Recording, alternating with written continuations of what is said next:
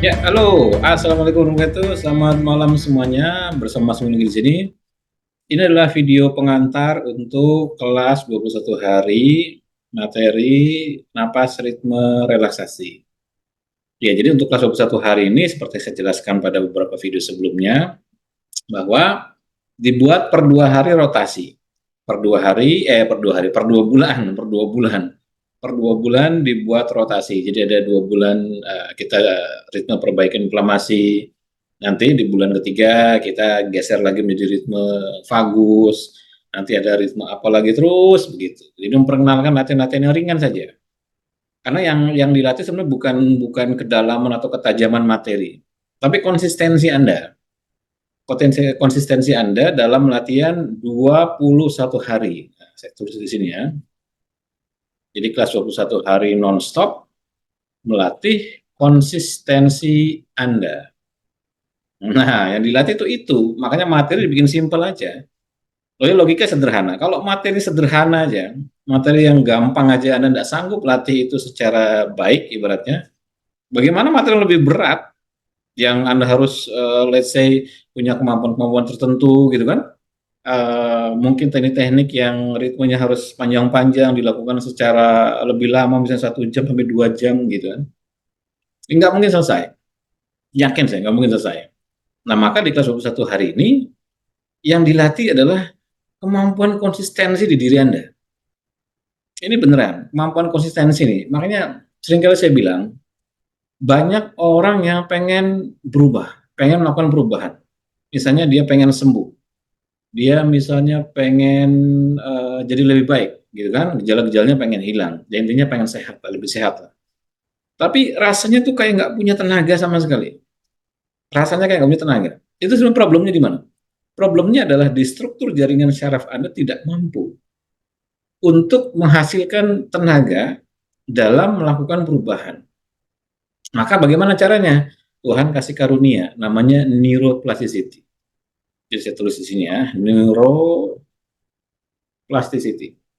Apa itu? Yakni kemampuan jaringan syaraf untuk membentuk jaringan syaraf yang baru dan menimpa jaringan syaraf yang lama. Jadi keren kan otak kita itu. Jaringan syaraf di otak itu keren sekali.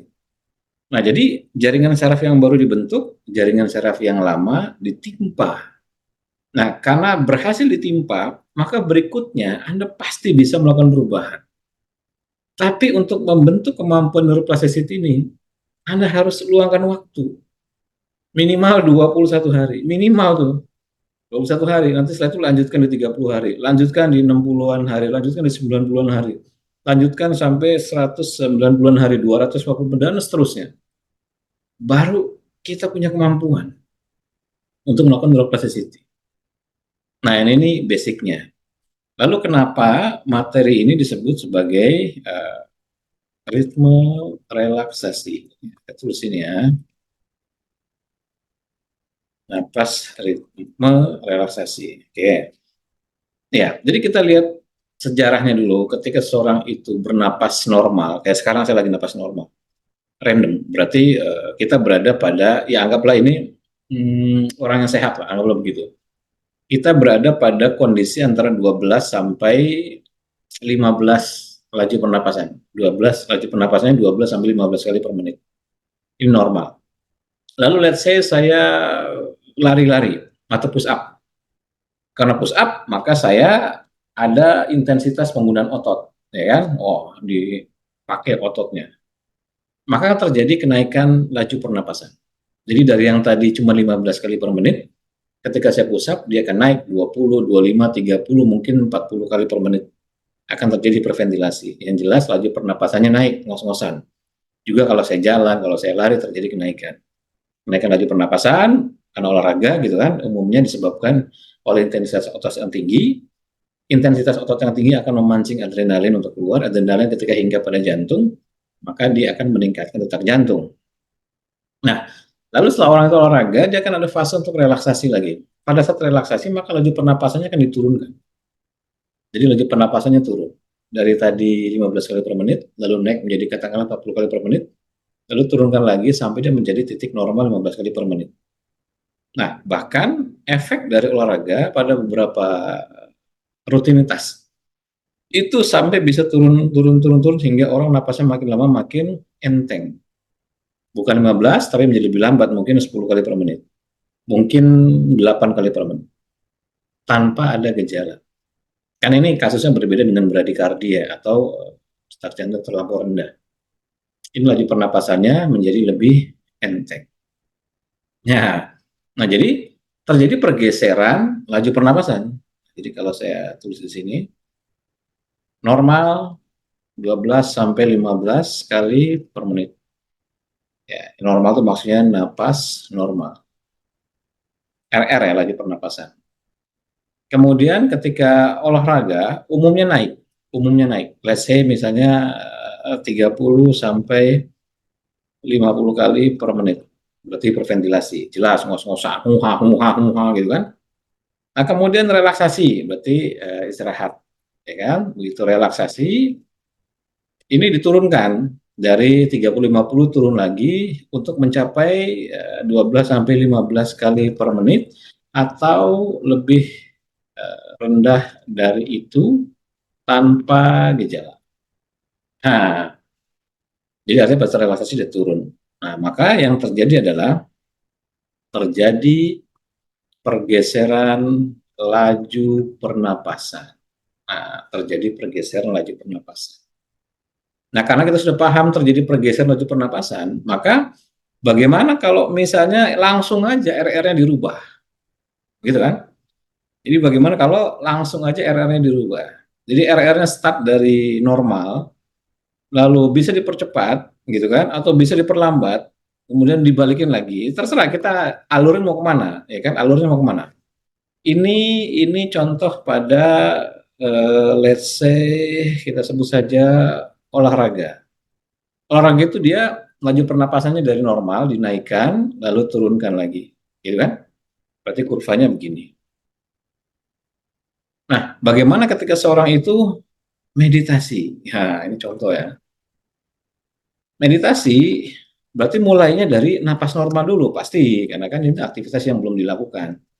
Berarti mulai dari napas normal. Setelah itu dia meditasi.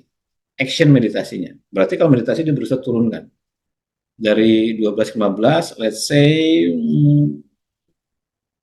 5 sampai 10 kali per menit atau lebih rendah dari itu. Ya kan? Berarti dari 12-15 ini normalnya lalu dia turunkan. Nah, baru setelah itu relaksasinya lagi kan, kembalikan ke normal.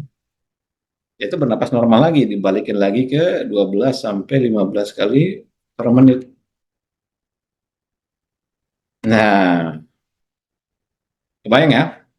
Kalau yang olahraga ini dari normal, lalu dinaikkan, lalu normalkan lagi, lalu dia akan ada seperti slide turun sedikit, sehingga nanti base-nya itu berikutnya itu jadi sedikit lebih rendah dari sebelumnya. Jadi profesional atlet itu dia biasanya lebih landung, lebih panjang laju pernapasannya. Artinya lebih panjang napasnya berarti detak jantung tempatnya lebih rendah. Maka yang tadinya baseline-nya di sini 12 sampai 15 setelah sering dilatih, lalu dia bisa sedikit slide lebih turun. Nah, seperti itu. Sedangkan kalau meditasi normalnya di sini, lalu dia turunkan di sini kan. Otomatis meditasi napasnya dilambatkan turun, kemudian dibalikin lagi ke normal. Kan begitu. Maka dia bentuk kurvanya kan begini nih, tuh. Karena balik ke normal. Nah, pada kasus tertentu ketika sudah rajin latihan, maka dia akan jadi gini lagi. Jadi setelah turun, naik, normalkan, dia akan slide turun lagi. Slide turun lagi. Jadi efek yang didapat dari sisi kemampuan napasnya itu, sebenarnya antara olahraga dan meditasi, ya mirip-mirip. Hanya bedanya yang satu arahnya ke atas, yang satu ke bawah kurvanya. Yang satu dinaikkan dulu ke atas, dinaikkan laju pernapasannya. Yang satu diturunkan laju pernapasannya. Yang satu napas cepat, gampangnya begitu. Olahraga napas cepat, berarti ya meditasi napas lambat. Jadi di swing gitu ya, di swing. Nah ini jadi gampang sekali dipahami dengan napas ritme kan. Nah yang satu kurvanya ke atas, kita bisa pakai teknik-teknik napas cepat. Yang satu kurvanya ke bawah. Nah Ketika kurvanya turun ke bawah, maka terjadi proses relaksasi. Relaksasi lewat napas. Ketika relaksasi lewat napas, gelombang otaknya, terus ini ya, yes. Ketika relaksasi lewat napas, maka gelombang otaknya menjadi alfa. Jadi turun tuh. Dari awalnya beta, dia akan turun ke alfa. Bahkan ketika dia menjadi sangat rileks sekali, dia bisa turun sampai ke delta, lalu bisa tertidur. Ya, tapi target kita hanya sampai alfa sudah cukup. Nggak perlu sampai delta. Nggak apa-apa kalau sudah masuk ke situ tanpa disadari, biarkan aja. Nah, jadi lewat napas. Lewat napas bisa. Maka kita akan pelajari itu nanti di ritme kelas 21 hari, ritme napas untuk relaksasi. Jadi enak nanti di swing napas kita, laju pernapasannya dari normal, turunkan, kembalikan ke normal. Nanti diulangi lagi, nanti ada lagi naik turunkan ke normal. Jadi seperti itu grafiknya. Dan ini enak sekali rasanya. Enak sekali rasanya. Anda harus latihan. Anda harus coba. Ikut kelasnya aja, ikut kelas aja. Lalu dengarkan video saya ini, ikut kelas. Oke, seperti itu ya. Ini pengantarnya untuk kelas 21 hari. Pastikan Anda kontak Intan, nomornya di sini. Ketik aja ya. Kontak Intan 0896 5173 140. Pastikan Anda ikut kelas ini. Sampai ketemu di tanggal 5 Januari. Assalamualaikum warahmatullahi wabarakatuh. Selamat malam semuanya.